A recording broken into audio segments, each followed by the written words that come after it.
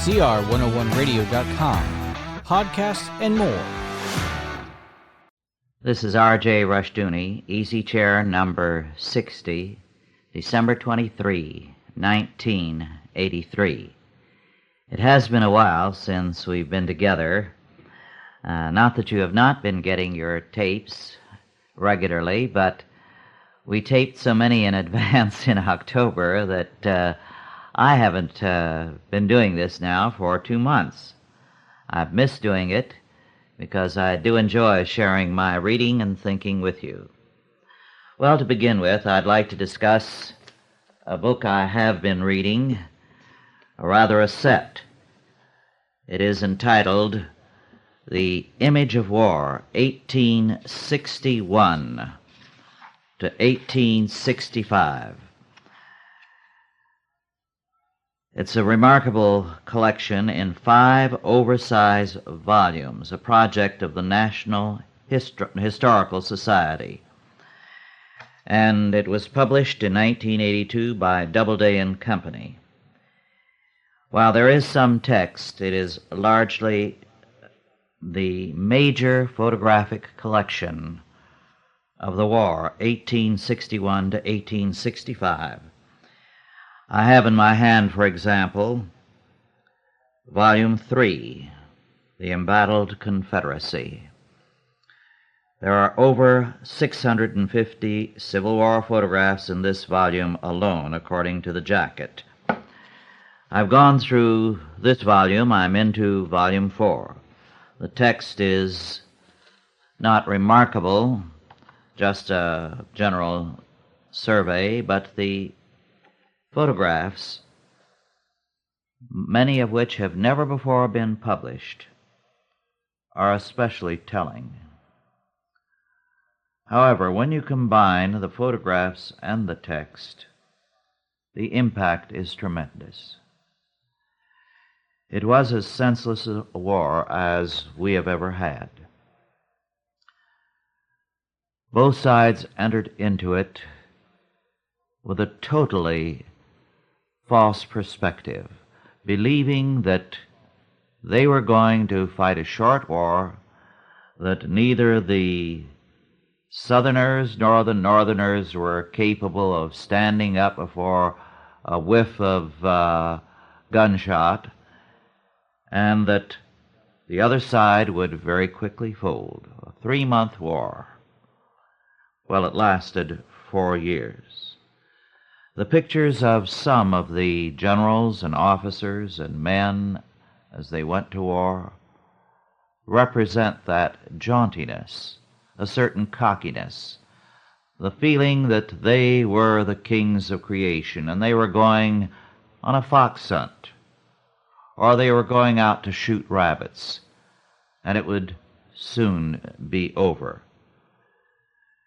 It was a war of remarkable grimness and bloodiness, and we have still not overcome its effects. Now, I think a good book to read about the war, or what led to it, is Otto Scott's The Secret Six, about John Brown and Harper's Ferry. It's available from Ross House Books at $15. I think another important book to read in connection with it is Otto Scott's Robespierre, The Voice of Virtue, which is also available from Ross House Books at $9.95. The reason for this, I'm going to take some time to go into. One of the problems that led to the French Revolution was the inability of the monarchy to see the seriousness of the crisis it was in. Louis, the king, was totally blind to his responsibility. He refused to fire on the mob out of mercy because he was their king, the father of the people. The result was it led to massive bloodshed. The reign of terror the guillotine, and more.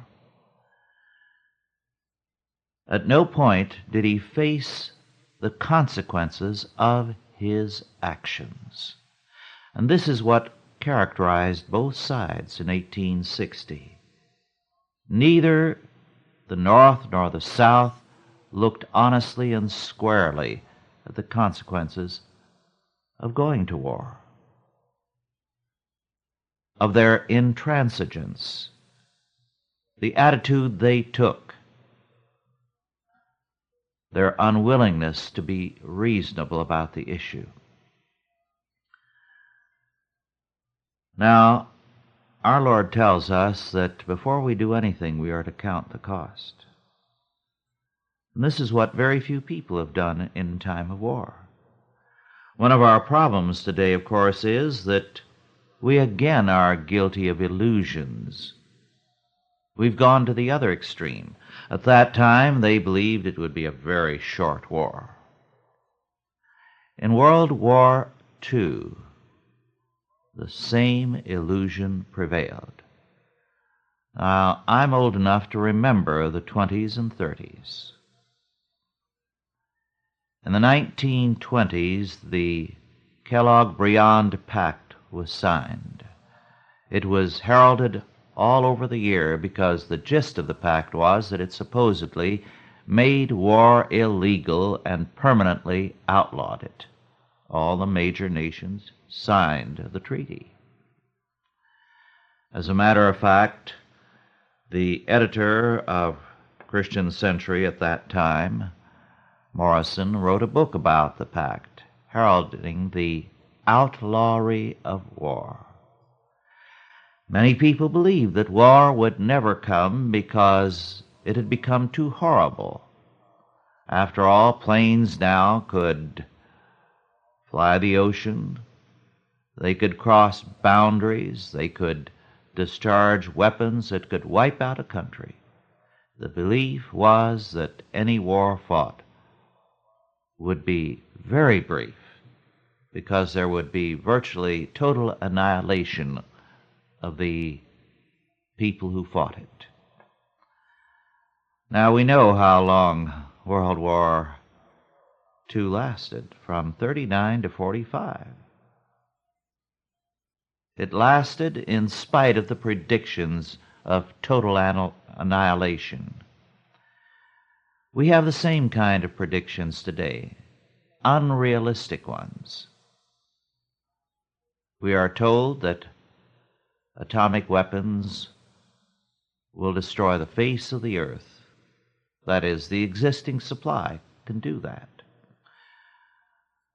I have been told that if a bomb is dropped on San Francisco, we 150 miles away will be wiped out also.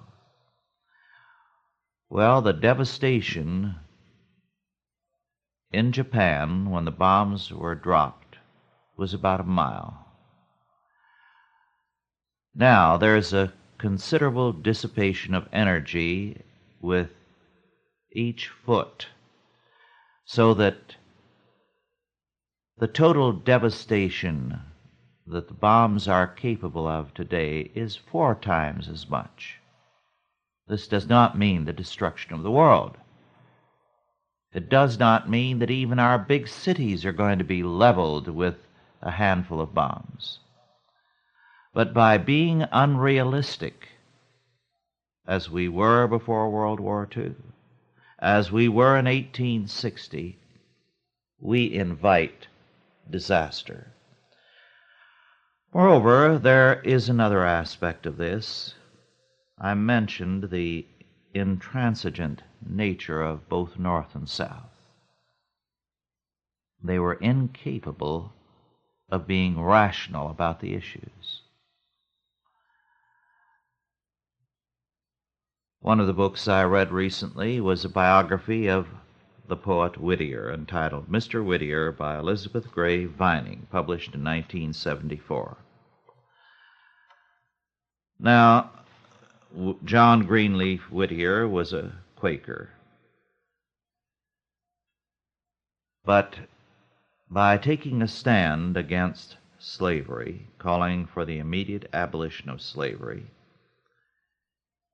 he opened himself to the hatred of thousands of people in the North as well as the South. The whole situation had become one where hatred prevailed. Whittier was mobbed 3 times. He was condemned to poverty for most of his life. He could never afford to marry. Well-known magazines would not publish his poetry. Mob violence was a common thing in the North against those who were against slavery. For example, when in one community in New England, Pennsylvania Hall became the center of abolitionist meetings, the hall was burned to the ground by a mob. And the mob was shouting, "That's liberty," when they saw the building collapse. The next day, they burned a 4-story brick orphanage for colored children that had been built by the Quakers. They damaged a Negro church, and so on. This was routine. The problem was that everyone on both sides was concerned with one thing: proving how evil the other side was. Attacking individuals, insisting with total irrationality on their own self-righteousness. The results were not surprising. We have the same kind of politics today. Now, I submit that as Christians, then and now, we must take a different attitude. It is all well and good to attack ideas, but to do so with grace. Our purpose must be to convert people, not to destroy them. Now, we try at Chalcedon to analyze and dissect ideas in our books and our reports without being unpleasant about it. We don't say we're perfect at it, but we're trying to persuade and to convert the people who disagree with us. We get people who are very angry with us, both Christians and non-Christians, and write some very, very nasty letters, sometimes unsigned, very commonly unsigned. But on the other hand, I'm glad to say we do get letters from people who totally disagreed with us, who were to the far left, religiously and politically and economically, and tell us they've changed their perspective. We're very happy about that. That's what we're trying to do. Too many people are writing to convince people on their own side. I received something recently that was sent to me by someone who was very eager to have my approval for the material and a book. I was very distressed at the material. Well written, intelligently written, but with one purpose: to point the finger at the other side and say, "You scoundrels, you villains."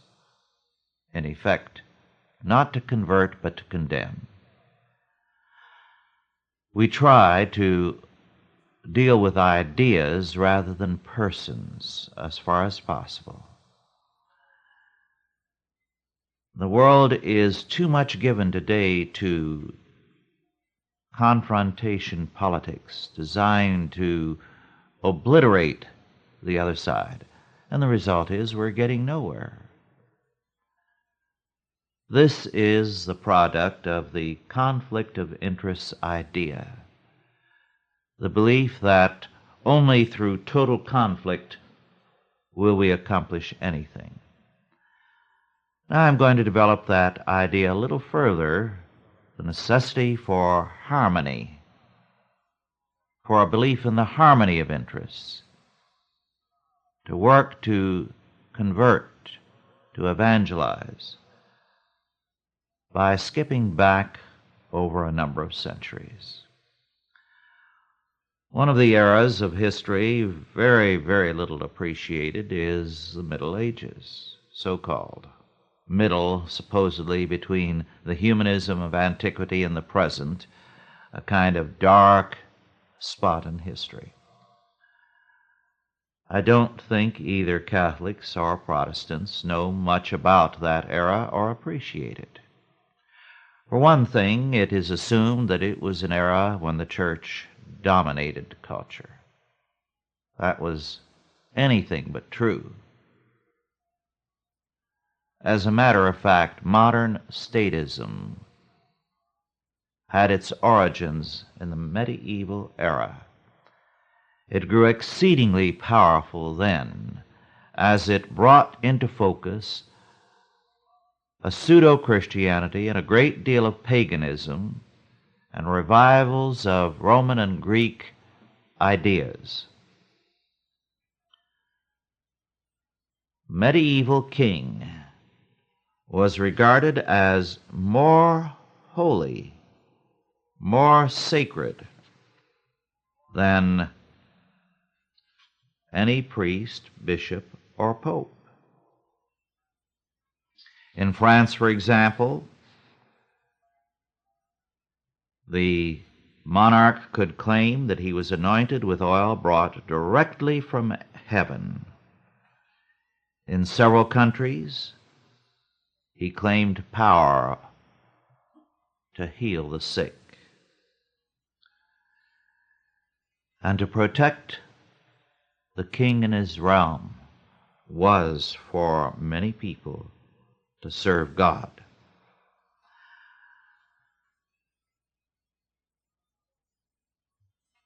One writer, Joseph R. Strayer, S-T-R-A-Y-E-R, in a little book published a few years back by Princeton University Press in 1970 and then in paperback in 73, on the medieval origins of the modern state, states this flatly, and I quote, "Loyalty to the state was stronger than any other loyalty," unquote. It was the major loyalty, not to the church, but to the state. Once or twice, through an excommunication or interdict, the papacy was able to stop a king or an emperor in his tracks, but only because there was a certain popular sentiment that worked in their favor and against that ruler. Most of the time, the power was the other way. And bishops and popes could be taken prisoner, humiliated, and mistreated at will by the monarchs. Now let me state something that may never have occurred to you. There were no permanent armies in the medieval states. No permanent armies. How did they rule? They had no police force. They had no permanent armies. The King of England would send somebody or a commission out to try cases. Other monarchs would periodically, and people would obey. The reason for it was that their religious loyalty was essentially to the king. It was their major loyalty. To kill a king was a very serious offense. Killing a priest or a bishop was not particularly serious. Now, because there was that kind of loyalty, the medieval state was able to maintain itself without an army. No modern state has like loyalty. And as a result, the medieval state flourished, and ultimately it was able to pull away from the church, insist on concordats, gain its independence from the Vatican, go into humanism, which was, of course, the Renaissance, and do that very, very openly. Now, all of this is very important for us to realize. The state has commanded that type of unreasoning loyalty for centuries. The Reformation and the Counter-Reformation, for a brief time, gave priority to the faith. Then, with the Enlightenment, loyalty to the state again took over. The theology of the state, of course, rested on power and on conflict. Conflict originally against other monarchs. After all, the divine powers of a king were a divine power in association with his people and his territories. He had a divine right over those territories. But what has happened since then, of course, is that the state has increasingly waged war against things within the state and created confrontation politics within the body politic. And so, instead of international warfare, there is continual civil war as well. Our politics today is a form of civil warfare in every country. And what was begun by the North and South jointly prior to 1861, when war broke out, has continued ever since.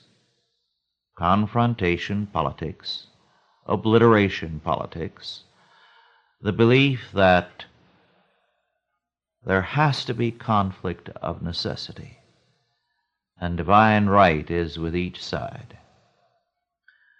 Well, only when we approach both sides in terms of the Word of God and the law order God requires and say, this is the way, and thus saith the Lord, and then try to convert them to the Lord, are we going to have a different kind of order, one in which conversion is basic. You begin with the regeneration of men, and you bring them under the power of Almighty God.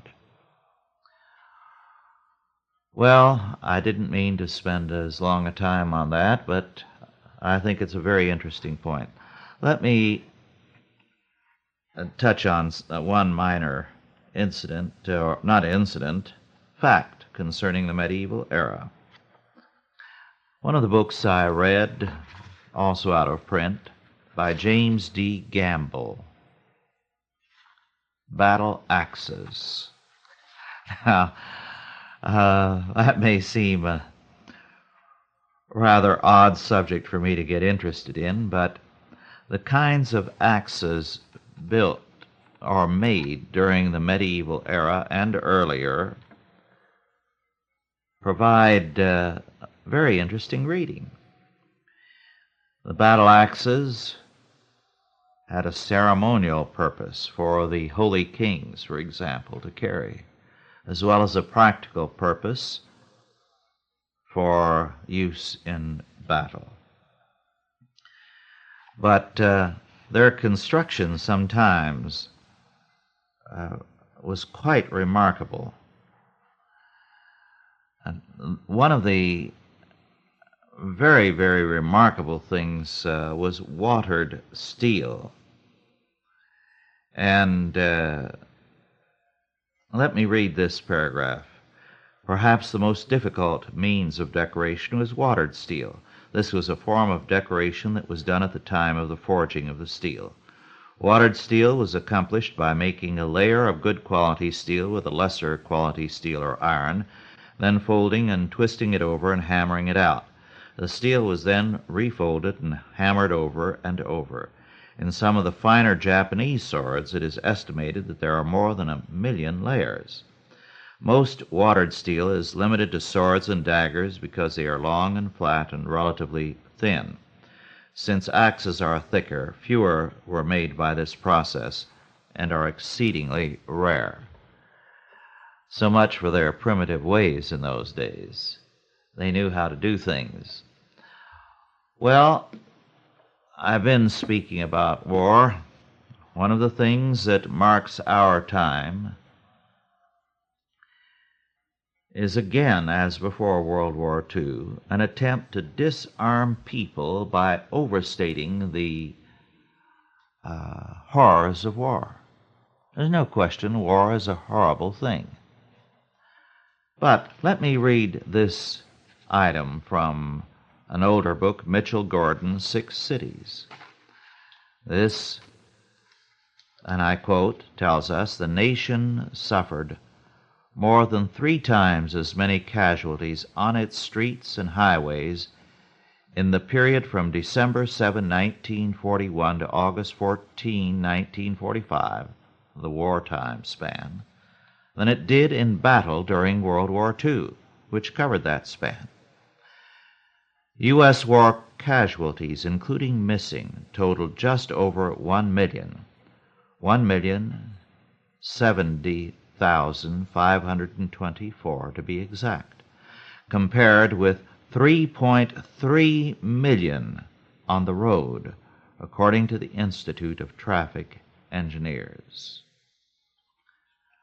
Consider the implications of that. There was gas rationing during World War II. You couldn't drive very far. You had very little gasoline.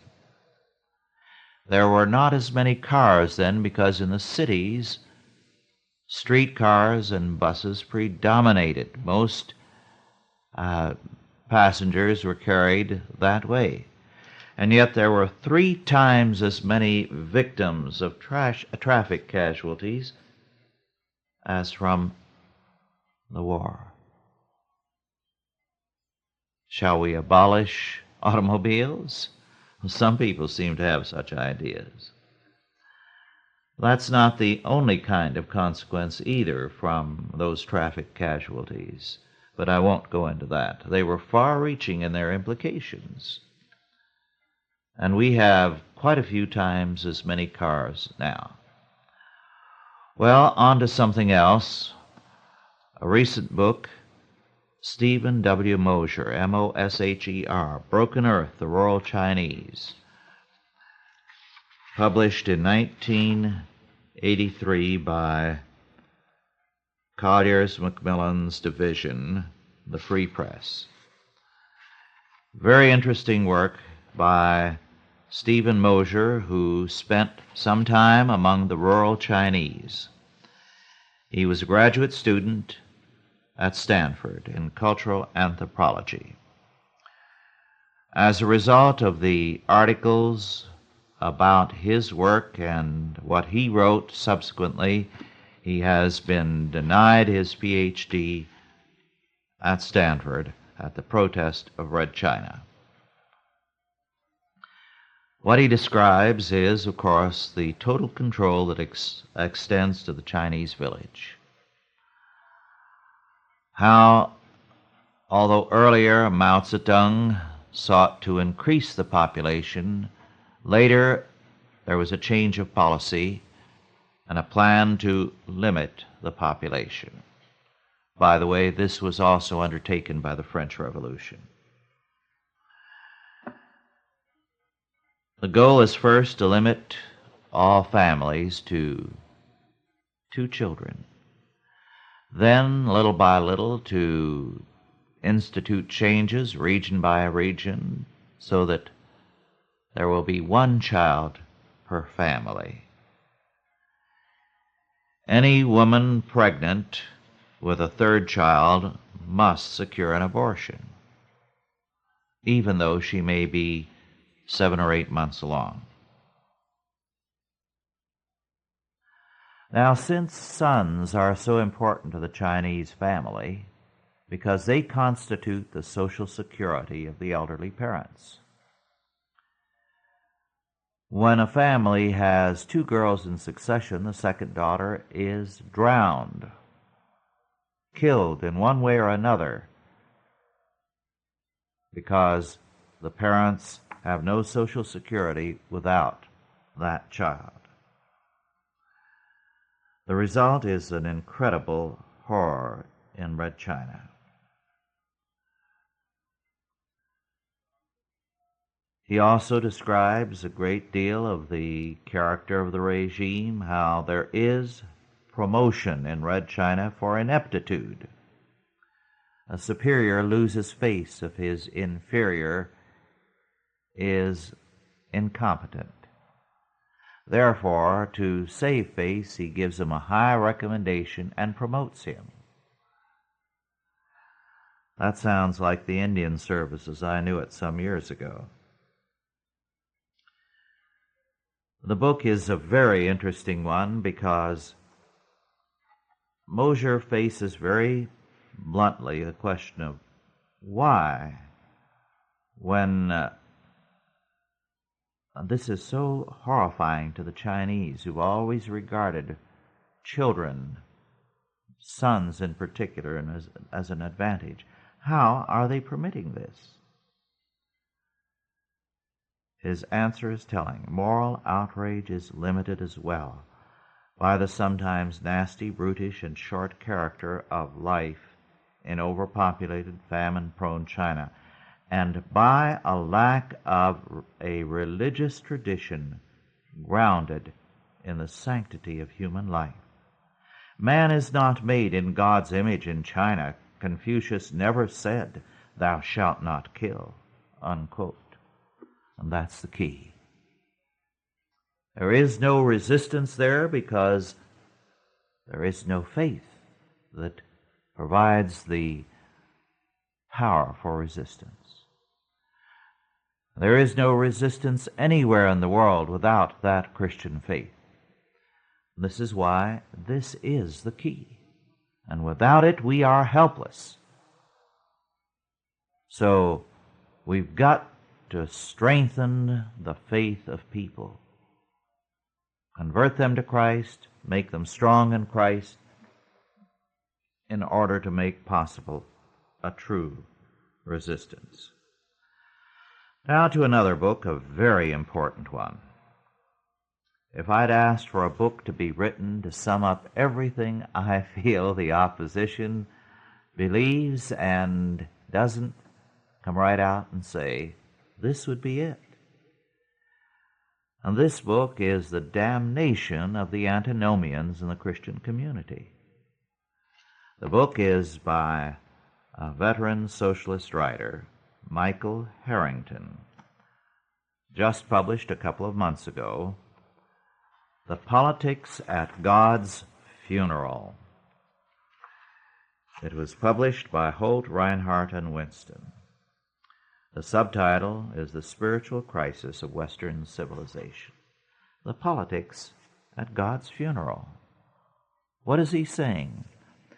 Well, Michael Harrington is an ex-Catholic. As such, he has had a good education, and he has an astute awareness of how men must live.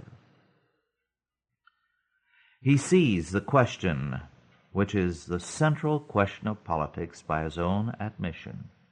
Why should I obey anyone else?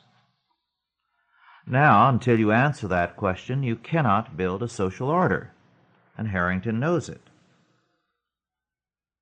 And he asks, in a society in which the legitimacy of political power is no longer cloaked in the aura of God, why obey the law? Why die for the common good? And of course, he says that we've got to answer this problem.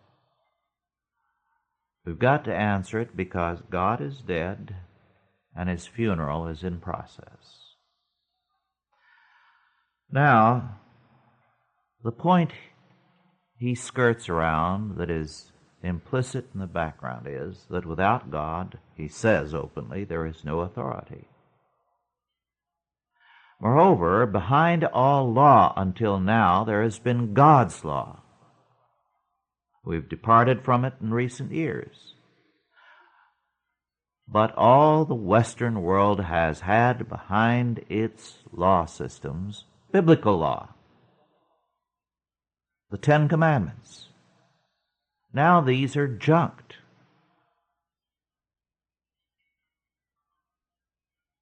How are we going to have any kind of law? How are we going to have any authority? Those are the two key questions that Harrington raises. The tragic fact is that with all the people who claim to believe the Bible from cover to cover in this country, there are so many who refuse to believe in God's law. As a result, they have no answer to Harrington. They are all conspiring with him, so to speak, to further humanistic law, which is to say, they want God's funeral. Because take away God's law, God's authority, and you declared that God is dead. Well, Harrington says that the hope is to have a new consensus in which no law is binding unless the people have had an effective participation in its formulation. Well, they formulate the laws of Congress today, but they don't obey them. The second principle is that communitarianism, it must be the new transcendental. In other words, the state is God, the community. This is communism. Then there must be an expansion of moral motivation based on this solidarity. We are one family, the family of man, in other words. And then, fourth and finally, there must be a universal agreement to this. Well, how do you get universal agreement to anything? The way you do in Red China and the Soviet Union, by force. So, what is the answer? He recognizes that these principles, which I've just cited, are threadbare from misuse. How are we going to turn them into the vital norms of a truly human and therefore genuinely spiritual society? This is what Harrington asks. His conclusion or answer, politics or nothing. In other words, the state or politics must be our new God or there is no hope. Politics or nothing. Very interesting statement. So we have the politics at God's funeral. And too many churches are there. And by the way, Harrington invites the churches to join with them openly in creating this new order without God. After all, most of the churches are operating on that basis. In fact, he sees the theology of a great many of the modern churches as really in essence with him, that it is humanism under the guise of Christianity. Well, now on to some other things. I had a number of questions from some of you. I'll try to get to them in various ways. Jay Logodais asked about the voucher plan. Well, the key to that, Jay, is this, that it would have to be redeemed in a bona fide school. That's the statement in the article. What's a bona fide school? Well, it's the one the state approves. So, you're going to have the state establishment of Christian schools. That's why the voucher system is no good. Then this tickled me no end. Colonel George Sapporo sent this. It's from the Portland Oregonian. It's about the police horses because they have a mounted police in Portland. I'll read the article in its entirety. It's a short one. The title, Police Horses Hold Everything for the Stable. People with pets might borrow a page from the Portland police training procedures. Not the ones for humans, the ones for horses. The police horse patrol has 14 5 steeds, nary a nag among them. But each pony is a potential polluter. How to keep them from polluting in public? Lieutenant Dan Noel, who supervises the mounted patrol, says it isn't such a ponderous proposition. Horses, like humans, have certain habits. One is that they eat and secrete. Simple as Simon.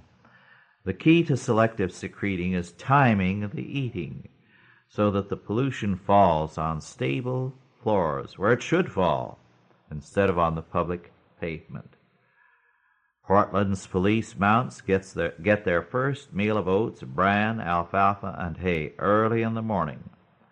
That's so it can be digested and properly processed, biologically speaking, at the barn, before they head for the streets at about noon. A second feeding is given late at night, but even the best preparations don't always proceed as planned, in which case the human police riders are armed with pollution removal devices. Pet owners know them as pooper scoopers. No one said public service would be pleasant. Well, that's the kind of insanity we're involved in today. Here's another one from the Chronicles of Culture. Remember those valiant homesteaders, pioneers, and cowboys who in old movies captured escaped convicts at the cost of considerable personal peril and physical exertion, delivered them to the arms of justice, and walked away with everyone's respect and Jean Arthur as a potential bride? Well, thanks to liberal lawyering over the last few decades, as well as all those scummy pseudo-humanistic humanitarian legal aid societies and other champions of non-negotiable righteousness, that's no longer how things go. 2 law-abiding Montana ranchers who captured 2 escapees from a state prison and collected a $200 reward for their courage are now being sued for $200,000 by one of the inmates they helped return to prison. According to one press release, the suit said the damages are sought because the Kellys violated McHenry's civil rights by shooting at him in an attempt to deprive him of life, liberty, and pursuit of happiness. Who would have ever suspected that the protracted activities of the ACLU would dwarf all efforts of Jari, Kafka, Beckett, Ionesco, and Pinter to convince us that both life and the human condition are utterly senseless? Next to the case above, Hell's a Poppin' looks like an exercise in rigid mathematical logic. Well, so much for that bit of wisdom. And this item from the Washington Monthly of November 1983. On Tuesday, October 4, the Rimrock Harvest Store of Billings, Montana, held a manure management seminar at the Holiday Inn in Bozeman. Refreshments were served at the event. Well, in case you don't know it, manure management is a big problem nowadays. I visited Modern Dairy a while back, and the dairy was a very interesting one. It used to be that manure was something farmers wanted. Now, people sitting in city offices who don't know anything about farming say that The neighboring farmers can't come and get the manure and haul it away to spread it in their fields. The manure has to be washed off from the milking barns into a pool, a holding pool, to disintegrate there. Well, when I was a boy on the farm, we thought manure was something very valuable, and we spread it out in the fields, but no, that's becoming illegal thanks to the wisdom of people in the cities. Well, there's something I'd like to read to you from a story I read recently, a harmless little bit of fiction by H.B. Fox. Dirty Politics is Fun. This was published in 1982 by Madrona, M as in Mary, A-D-R-O-N-A Publishers in Seattle. And just to read the key sections of the beginning of this book. Ethics, as Mark Twain said of the truth, is a precious commodity and should be used sparingly. Rich people understand this. Sometimes some of them delay using any till after they're rich. When I established the Oak Hill Gazette, I had a hard time making it go. Regardless of how much fine writing there is in it, no newspaper, neither the Gazette nor the New York Times, can survive without paid advertising. Gradually, through luck and hard work, business picked up, and despite some shaky moments, the paper thrived, and most of the merchants in Oak Hill now habitually advertise in it. But there was one man who wouldn't budge. "Who needs advertising?" Jasper Hopkins would say when I outlined the benefits of advertising in the Gazette. "Everybody knows where this drugstore is, can't miss it. Been right here on this side of the square for 20 years. "But, Mr. Hopkins, wouldn't you like to do a little more business?" "Sure, but I can't see how contributing to your welfare would bring in any more." "Mr. Hopkins, about how many bottles of this mouthwash behind you do you sell in a week?" He'd come up to me to say hello. He wouldn't advertise. He's not unfriendly. I sometimes have a prescription filled by him. "Oh, I don't know. 2 or 3, I guess." "Why?" "I want to make you a proposition. If you take a $5 ad in the Gazette promoting that mouthwash, and if in 2 weeks you don't quadruple the number of bottles you're selling now, I won't charge you for the ad." "Young man, I'm going to take you up on that." "Good. What do you want me to say in the ad?" "You fix it up. I don't know nothing about that sort of thing." That week's Gazette had this ad: "Bad breath. Everybody knows when you have it. You never do. Our special brand of mouthwash, blank, prevents the buildup of bacteria in the oral cavities. Try it and you'll see. Only $3.69 a bottle. Jasper Hopkins Drug on the Square." Simultaneously with the publication of the ad, 45 handwritten notes in various size envelopes went into the mail, addressed to 45 carefully selected citizens of Oak Hill. The note read, "You have bad breath. A friend." By Saturday morning, Jasper had sold 35 bottles. I miscalculated. I guess on the 10 who didn't buy. Well, some people just aren't interested in their personal hygiene. From then on till he died 4 years later, Jasper always had an ad in the Gazette. He left the wording to me. I always tried to pick out an item that was selling very well anyway. An editor concerned with world peace and the future of democracy has no time to be composing 45 handwritten notes every week.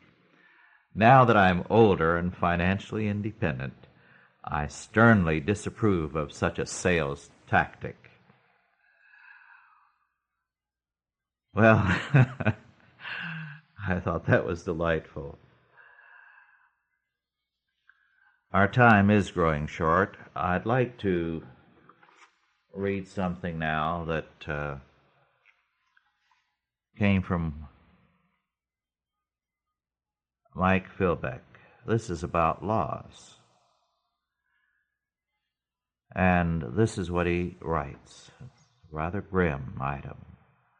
October 31, 1983. Sometime shortly after 10:30 a.m., two men entered my wife's dad's place of business. He and his father, ages 59 and 77 respectively, robbed at gunpoint, forced into a back office, where my father-in-law was subsequently beaten, stabbed, and shot to death. His dad was choked to a point of unconsciousness and shot in the back of the head. He survived and is recovering. One of the theories the State Bureau of Investigation has given out to the family as to why they killed Dad, my father-in-law, and intended to kill his dad is related to a relatively new North Carolina law, which makes a conviction for armed robbery carry an automatic, non-parolable prison sentence, 7 years, I think. Killing the witnesses, victims, is less dangerous under this law than simply robbing them, because, of course, they then leave no one who can identify them. Obviously, this shows the self-destructive nature of humanistic law orders. They tend to compound problems rather than solve them. In pondering how I could respond to the state legislature about changing this law, I have a question which I am unsure of how to deal with. Should the restitution required for something like armed robbery be greater than that for breaking and entering, larceny, etc., provided, of course, that no one is hurt, and so on? This is from Mike Philbeck. Well, of course, biblical law requires the execution of habitual criminals, and most such crimes are committed by professional criminals. Their records are page after page, make up a large folder.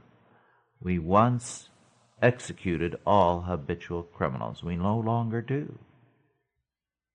This is why we have a problem. Another problem, this is from a letter some time back from Howard Phillips of the Conservative Caucus. And this paragraph, I think, is important. A one-sentence paragraph. According to Independent Sector, a lobby which represents many federally subsidized policy advocacy groups, more than $50 billion is distributed annually among some 100,000 private nonprofit organizations.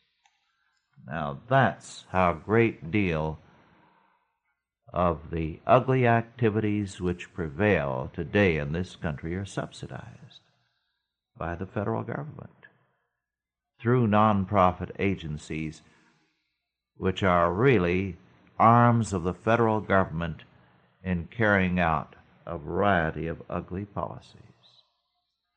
And of course, most people believe in this, even though they don't like the results in particular spheres, because they believe in the state, not in Jesus Christ. And they look to the power of the state for salvation, not to Jesus Christ. Well, there are many other things I'd like to go into today, but time doesn't permit it. I want to say I'm glad to be back at these regular meetings, and I've missed the time past 2 months. Perhaps I'd better stagger any of the special tapes we do. It's been a very good year. We're grateful to all of you for your support of Chalcedon. We've accomplished a great many things, and we look forward to accomplishing a great deal more in the year ahead. Our staff is growing. Our influence is growing. We're happy to say that we anticipate another staff member, one you've heard on these tapes, although not as a staff member, joining us after the 4th of January. For the present, a very happy and blessed New Year to you all. And I look forward to being with you again in 2 weeks.